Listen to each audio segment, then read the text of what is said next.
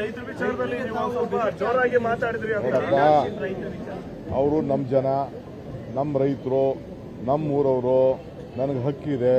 ಅವರೆಲ್ಲ ಯಾವ ಪಾರ್ಟಿರು, ಯಾವ ಬಾವುಟ ಹಾಕೊಂಡಿದ್ರು, ಯಾವ ಫ್ಲಾಗ್ ಹಾಕೊಂಡಿದ್ರು ನನಗೆಲ್ಲ ಗೊತ್ತಿದೆ. ನನಗೆ ಅವ್ರ ವಿಚಾರನೂ ಗೊತ್ತಿದೆ. ನನಗೆ 82% ಜನ ಈಗಾಗಲೇ ಆ ಜಮೀನನ್ನು ನಮ್ದೇನು ಅಬ್ಜೆಕ್ಷನ್ ಇಲ್ಲ ಅಂತ ಕೊಟ್ಟಿದ್ದಾರೆ. 18% ವಿರೋಧ ಮಾಡ್ತಾ ಇದ್ದಾರೆ. ಒಳ್ಳೆ ರೇಟನ್ನು ಕೊಟ್ಟಿದ್ದೀನಿ. ನಾನು ಜಾಸ್ತಿ ಯಾಕೆ ಕೊಡೋಕ್ಕಾಗಲ್ಲ ಅಂತಂದರೆ ಇಡೀ ದೇಶಕ್ಕೆ, ರಾಜ್ಯಕ್ಕೆ ಮಾದರಿ ಮಾಡಬೇಕಾಗ್ತದೆ. ಇದು ಅವರು ಯಾರು ಈಗ ಡ್ರಾಪ್ ಮಾಡಬೇಕಾದ್ರೆ ಕುಮಾರಸ್ವಾಮಿ ಅವರು ಮಾಡ್ಬೋದಾಯ್ತಲ್ಲ, ಯಡಿಯೂರಪ್ಪನವ್ರು ಮಾಡ್ಬೋದಾಯ್ತಲ್ಲ, ಯಾಕೆ ಅವ್ರು ಮಾಡಲಿಲ್ಲ? ಇದು ನಾನಲ್ಲ ನೋಟಿಫೈ ಮಾಡಿದ್ದು, ಅವ್ರು ಮಾಡಿದ್ದು. ಈಗ ನೈಸು ಅಷ್ಟೇ. ಯಾವ ಕಾರಣಕ್ಕೂ ಸುಪ್ರೀಂ ಕೋರ್ಟ್ ಫೈನಲ್ ಡಿಸಿಷನ್ ಆಗಂಟ 1 ಎಕರೆ ಕೂಡ ನಾವು ಮಾಡೋಕ್ಕಾಗಲ್ಲ. ಕೋರ್ಟಿಂದ ಏನು ಬೇಕಾದ್ರೂ ಮಾಡ್ಕೊಂಡು ಬರಲಿ, ಅದು ಬೇರೆ ವಿಚಾರ. ನಾವಂತೂ ನಮ್ಮ ಸರ್ಕಾರದಲ್ಲಿ ನಾವು ಮಾಡೋಕ್ಕಾಗಲ್ಲ. ರೈತರ ವಿಚಾರದಲ್ಲಿ ನೀವು ಸ್ವಲ್ಪ ಜೋರಾಗಿ ಮಾತಾಡಿದ್ರಿ. ಅವರು ನಮ್ಮ ಜನ, ನಮ್ಮ ರೈತರು, ನಮ್ಮ ಊರವರು, ನನಗೆ ಹಕ್ಕಿದೆ.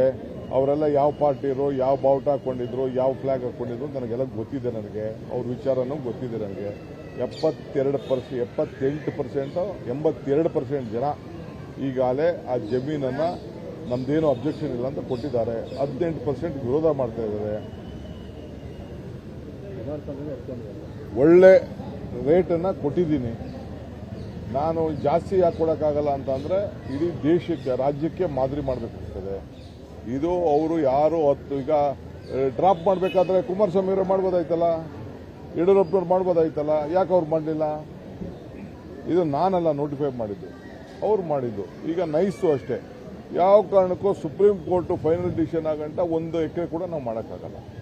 ಕೋರ್ಟಿಂದ ಏನು ಬೇಕಾದ್ರೂ ಮಾಡ್ಕೊಂಡು ಬರಲಿ, ಅದು ಬೇರೆ ವಿಚಾರ. ನಾವಂತೂ ನಮ್ಮ ಸರ್ಕಾರದಲ್ಲಿ ನಾವು ಮಾಡೋಕ್ಕಾಗಲ್ಲ.